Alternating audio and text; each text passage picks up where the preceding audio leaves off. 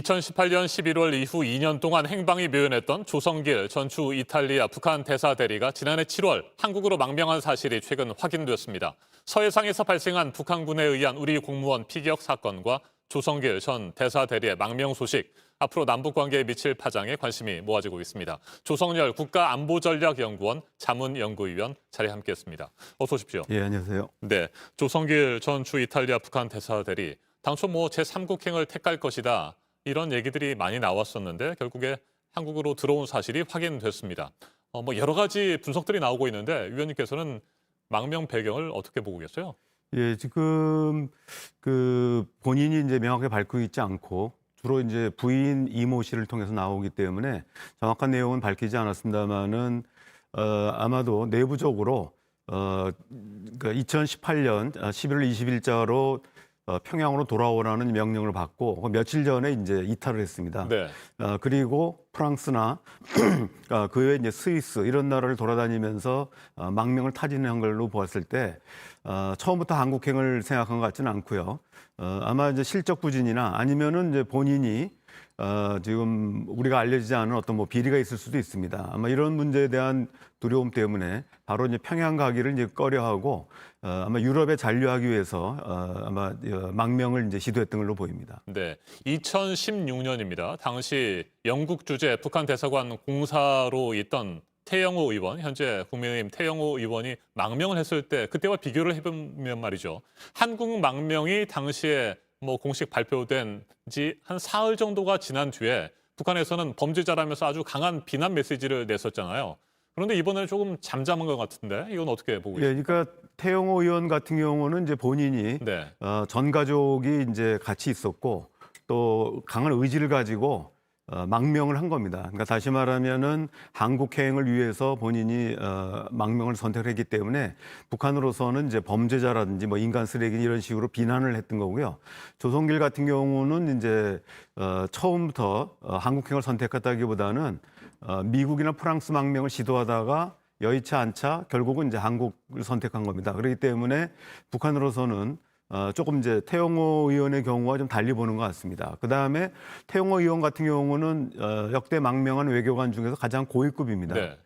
공사라고 하면 이제 대사 다음에 2인자 자리에 있다고 볼 수 있고요. 조성길 같은 경우는 우리가 대리대사로 알려져 있지만 사실은 이제 원래 3등 서기관이었다가 문성남 대사가 추방되면서 이제 1등 서기관으로 올라서 대리대사의 역할을 한 것이거든요. 네. 그렇기 때문에 실제로 고위급은 아닙니다. 고위급은 아니고요. 그러다 보니까 북한에서는 태영호 공사의 망명보다는 크게 이제 위기감을 느끼지는 않는 것 같습니다. 네. 그동안에는 대사 대리이기 때문에 굉장히 고위급이고 대사급이라고 하는 분석들이 나왔습니다. 이 때문에 북한에서 아주 강하게 반발을 한다거나 반응을 보일 것이라고 했었는데 말씀하신 것처럼 1등 서기관 정도로 태영호 의원보다도 상당히 직급이 낮기 때문에 그렇다면 북한에서 적극적으로 반발한다거나 어떤 강한 메시지를 발표한다거나 이런 것을 조금 지금 하지 않고 신중한 어떤 분석이라든지 검토를 하고 있다 이렇게 보시는 겁니까? 예, 지금 내일이 이제 그 당 창건 75주년 행사가 있습니다. 그렇기 때문에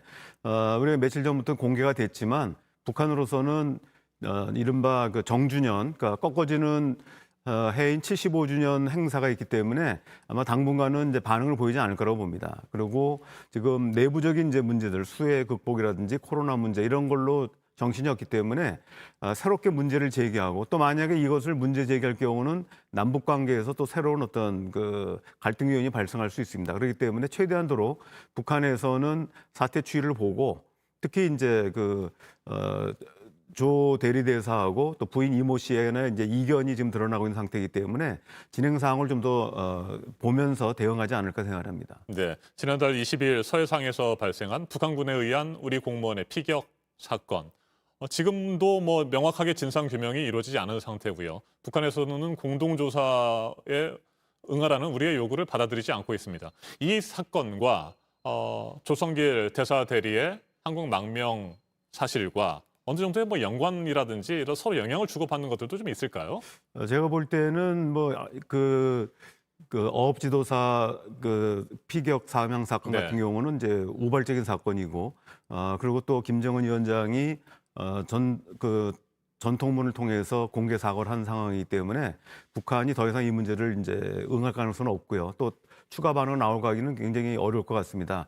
반면에 이번에 사건은 이제 어쨌든 본인들 외교관이 한국행을 했고 이것이 이제 국내 언론에 보도된 상태이기 때문에 어떤 형태든 간에 문제 제기는 할 거로 보입니다. 그래서 어업 지도사 피격 사건보다는 몇 년 전에 있었던 중국 유경 이제 음식점에 네. 이제 종업원들이 12명, 그다음에 지배인까지 13명이 온 경우가 있습니다. 이 문제에 대해서는 북한이 그동안에 강하게 송환을 요구했다가 지금은 이제 좀 주춤한 상태입니다. 아마도 이 문제와 연계실 가능성이 있을 것 같습니다. 그래서 북한이 지금 당장은 아니지만 만약에 그 부인 이모 씨가 계속 그 북송을 원하게 된다면 아마 또 이제 그 연계시켜 가지고 같이 문제 제기할 가능성은 남아 있다고 생각합니다. 네.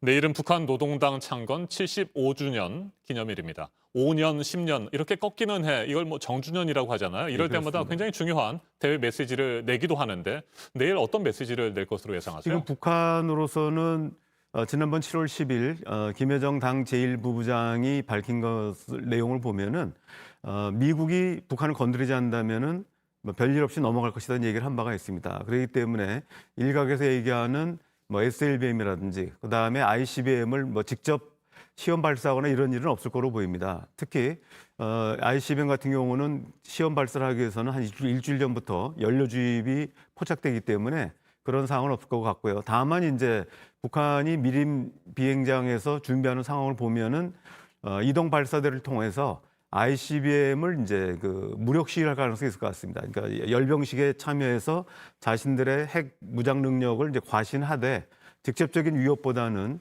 하나의 이제 그 신형 ICBM을 공개함으로써 자신들의 핵 억제력에 대한 과신은 이제 아마 예상이 되고 있습니다. 네, 문재인 대통령은 어제 코리아 소사이어티 화상 연설을 했습니다. 이 연설에서 종전 선언의 필요성을 재차 강조를 했거든요. 종전 선언의 가능성 어느 정도나 보세요? 예, 지금 김종전 선언을 우리 정부가 제기된 배경은 지난 7월 10일 김여정 담화에서 북미 대화의 재개 조건으로 적대시 철회를 요구했습니다. 네. 근데 적대시 철회 내용이 무엇인가 하는 게 논란이 될 수 있는데 결국 북미 관계 적대시의 원인은 한국 전쟁이었거든요. 그렇기 때문에 한국 전쟁을 법적으로 종식하는 것은 비핵화 완료 이후를 하더라도 적어도 정치적인 상징적인 선언의 필요성이 있습니다. 이 부분에 대해서 북측하고 우리 측에서 문재인 대통령과 김정은 위원장의 친서 교환 그리고 아마 관련된 물밑 접촉을 통해서 북한도 종전 선언에 대해서는 상당히 만약에 북미 대화 조건을 받아들일 수 있다는 입장인 걸로 보이고요. 지난번에 이대훈 한반도 평화교섭본부장이 미국을 방문했을 때 비건 그 부장관의 경우는 상당히 창의적인 아이디어를 논의했다고 얘기했고 또 우리 이도훈 본부장의 경우는 종전 선언을 위한 토대가 마련됐다고 네. 얘기를 했습니다. 그래서 지금 작년에도 국방수권법을 통과했는데 여기에 보면 미 하원에서 그 종전 선언을 촉구하는 결의가 들어가 있거든요. 이런 전반적인 분위기로 봤을 때 북한의 경우는 아마 어느 정도 동의가 된 것 같고요. 미국의 경우는 지금 분위기는 만들어지고 있지만 문제는 이제 대선이 지금 한 달도 안 남았기 때문에 당장 어떤 행동을 옮기기는 어렵고 대선 이후에 이 부분이 지속적으로 논의가 되지 않겠나 이런 생각을 해봅니다. 알겠습니다. 말씀하신 대로 북한은 종전 선언에 대해서 뭐 적극적인 의지를 같이 가지고 있을 것 같은데 이제 한 달도 남지 않은 11월 3일 미국 대선 결과가 중요한 변수가 될 것 같습니다. 여기까지 듣겠습니다. 조성열 국가안보전략연구원 자문연구위원이었습니다. 말씀 잘 예, 들었습니다. 감사합니다.